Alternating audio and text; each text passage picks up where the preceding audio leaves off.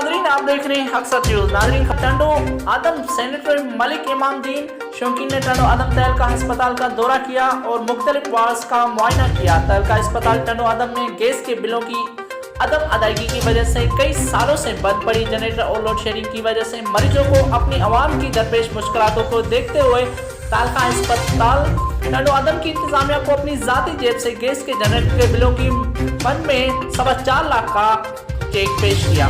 उस मौके पर सीनियर कानूनदान अली अकबर डोंगर और एमएस तहलका अस्पताल टंडो आदम इशफाक भी मौजूद थे, जिस पर तहलका अस्पताल की इंतजामिया ने सेनेटर इमामुद्दीन शौकीन साहब का दिल से शुक्रिया अदा किया और कहा, उन जैसे खुदा तरस इंसान बहुत कम हैं जो गरीब आवाम की तकलीफ को भी ना अपनी तकलीफ महसूस करते हैं। टंडो आदम के सियासी व समाजी हलकों और civil society senator Malik Imamuddin Shaukeen के उस फराग दिली की जज्बे को सराहते हुए कहा कि उन्होंने हमेशा दुखी इंसानियत की खिदमत की है।